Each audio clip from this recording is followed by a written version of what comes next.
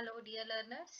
Today again we are on the revision mode of chapter electricity and we are going to revise very expected and very different questions, but they are normally being asked in the exams, right? So let us start with the question number 1. See what is your question number 1. Question number 1 is, you have to find out the least count of a milliammeter in which there are total divisions, that is 20, and they have been marked between 400 milliampere to 500 milliampere. हमने क्या निकालना है जी? हमने least count निकालना है. Least count निकालने के लिए जो फॉर्मूला होता है, लीस्ट काउंट मतलब जो उस पर्टिकुलर एपरेटस पे सबसे छोटी वैल्यू है वो किसके बराबर रहेगी. तो अगर हमारे पास डिविजन्स दी गई हैं कि टोटल नंबर ऑफ डिविजन्स जो हैं वो 20 हैं और रेंज उसने दे दी है 400 milli ampere to 500 milli ampere, तो लीस्ट काउंट ऑफ एमीटर जो होगा वो किसके बराबर हो जाएगा जी? हम कहेंगे रेंज ऑफ एमीटर के एमीटर की जो रेंज है जो हमें गिवन है वो, राइट, ओवर हम क्या कहेंगे? Number of divisions. तो नंबर ऑफ डिविजन्स ये किसके बराबर आ जाएगा जी? लीस्ट काउंट के बराबर. ये बड़ा इंपॉर्टेंट एस्पेक्ट है, ठीक है. Least count, how to calculate the least count. तो हम लीस्ट काउंट कैसे निकालेंगे? This is beyond your NCERT but very good practical based questions and normally being asked in the exam. तो अब आप रेंज देखो अपने क्वेश्चन में, वो कहते हैं रेंज जो है it is between 400 milli ampere to 500 milli ampere. तो रेंज कितनी हो गई? 500 माइनस 400 क्या है जी? Milli ampere. ठीक है जी. तो टोटल नंबर ऑफ डिविजन्स वो कितनी दे रहा है? 20 दे रहा है, राइट. तो 400 में से 500 में से 400 गए, कितना आया? 100 डिवाइडेड बाय 20. तो अब आपके पास आंसर क्या आएगा जी? 2 5 10. तो एक डिवीजन कितने मिली एम्पियर की हो गई बेटे? 5 मिली एम्पियर की. तो लीस्ट काउंट क्या आया? 5 milli ampere. Very good question. बस ये आपने फॉर्मूला याद रखना है कि कितनी नंबर ऑफ डिविजन्स है आपको आपके पास और आपके पास उस चीज की, उस पर्टिकुलर apparatus की रेंज क्या है. ठीक है जी. अब आए हम क्वेश्चन नंबर 2 पे. So let us start with question 2. Here is your question 2. देखो, कहते सपोज, क्या सपोज करना है हमने? एमीटर और वोल्टमीटर, कोई भी एक apparatus हमारे पास है, या चाहे वो एमीटर है चाहे वो वोल्टमीटर है, you are using in Ohm's law experiment. आप जो यूज कर रहे हो, किसमें यूज कर रहे हो? एमीटर और वोल्टमीटर को ओम्स लॉ एक्सपेरिमेंट में यूज कर रहे हो, पर दोनों के पॉजिटिव नेगेटिव टर्मिनल्स की मार्किंग नहीं है. कोई मार्क नहीं दिया गया कि ये पॉजिटिव टर्मिनल है या ये नेगेटिव टर्मिनल है. तो फिर कहता है how will you use such ammeter और वोल्टमीटर. तो अब आप कैसे यूज करोगे उसको? तो हमेशा याद रखना है बेटे, जब भी हम बैटरी के साथ, बैटरी ये पॉजिटिव के साथ पॉजिटिव ऑफ एमीटर या पॉजिटिव ऑफ वोल्ट मीटर जोड़ देंगे, then and only then the current will be flowing. ठीक है. अगर वो पॉजिटिव, अगर आपका करंट फ्लो होना शुरू हो गया, it means the terminal is positive. ठीक है. तो what we you will be writing, answer क्या लिखोगे आप लिख दोगे connect, right.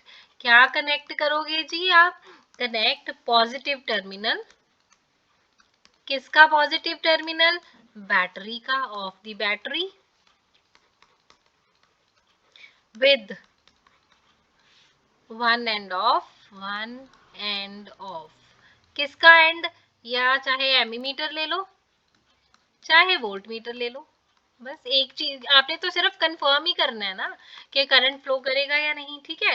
One end of the ammeter और voltmeter. Now what will be happening that time? Then the end, that end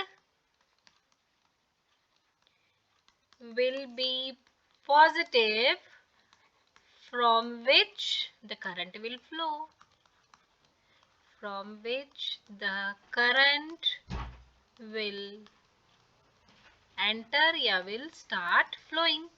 and other end will be negative. Simple. आपको ये पता है कि हमेशा बैटरी के पॉजिटिव के साथ बैटरी का एमीटर का पॉजिटिव, बैटरी के पॉजिटिव के साथ वोल्ट मीटर का पॉजिटिव, मतलब पॉजिटिव को बैटरी के पॉजिटिव से ही ज्वाइन करना है। अगर आपने क्या किया, पॉजिटिव टर्मिनल बैटरी का ले लिया, ठीक है, उसको एक एंड को ज्वाइन कर दिया एमीटर के साथ, अगर करंट फ्लो करना शुरू कर दिया करंट ने, then that end will be positive end other end will be negative, right. So let's move to the third question. Now this is your third question. कहते हैं while performing Ohm's law experiment, जब आपने Ohm's law experiment करना है, ठीक है, Hanu is somebody who found that the value of resistance is varying। कहता है उसने क्या देखा कि रेजिस्टेंस की वैल्यू जो है वो वेरी कर रही है। इसका मतलब है कहीं ना कहीं कोई प्रॉब्लम उसके कनेक्शंस में, कहीं ना कहीं उसके ऑपरेटर्स में कोई प्रॉब्लम थी। क्यों? क्योंकि वैल्यू ऑफ रेजिस्टेंस तो हमेशा क्या रहती है जी, कांस्टेंट रहती है। तो वो क्या कहता है, कहता है रीजंस क्या रहेंगे। एक तो जैसे मैंने पहले ही बोल दिया, सबसे पहला रीजन हो सकता है कनेक्शंस जो वायर्स के हैं, कनेक्शंस में नॉट बी टाइट, हो सकता है आपके वायर्स के कनेक्शन जो है वो टाइट ना हो, ठीक है जी। दूसरा, आपको ये भी पता है ओम्स लॉ कब वेरीफाई होता है, जब टेम्परेचर कांस्टेंट है।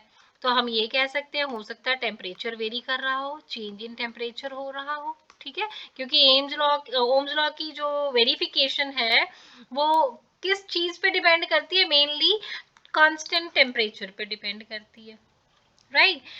और मोर ओवर हो सकता है आपकी वायर्स जो है वो प्रॉपरली क्लीन ना हो, wires may not be cleaned properly, हो सकता है उन्हें अच्छे से क्लीन ना किया गया हो, जिसके कारण करंट प्रॉपरली ना फ्लो कर रहा हो, ठीक है जी।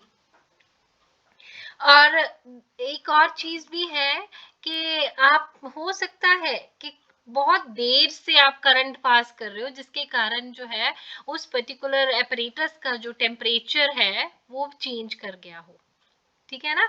You can also be saying, you can also say that may be this apparatus is being used for a long time, that is also the cause for change in the resistance, ठीक है। apparatus used for a longer time, अगर ज्यादा time के लिए वो use होगा तो इसका मतलब है उसके हीटन अप होने के चांसेस ज्यादा रहेंगे, वो भी आपके टेम्परेचर को चेंज करेंगे, ठीक है जी। apparatus use for a longer time, right. तो उसने 4 रीजंस पूछे, आपने 4 रीजंस डिफाइन कर दिए। अब लास्ट क्वेश्चन है जी आज की वीडियो का, a student set up a circuit to verify Ohm's law. Student ने क्या किया है, एक सर्किट को सेटअप किया है ताकि ओम्स लॉ को वेरीफाई हो सके, किया जा सके, ठीक है जी। Now, what is the need of cleaning both the ends of the connecting wire with sandpaper? क्या जरूरत है कि कनेक्टिंग वायर्स जो हैं वो अच्छे से सैंड पेपर के साथ क्लीन की जाएं? बेटा सबसे मेन चीज है, क्यों हम क्लीन करते हैं, to remove the insulation. Insulation मतलब उस पे जो इंसुलेटिंग वायर होती है, उस पे जो इंसुलेटिंग मटेरियल होता है, उससे हमने क्या करना है, इंसुलेशन, उसे हमने रिमूव करना है, टू रिमूव द इंसुलेशन।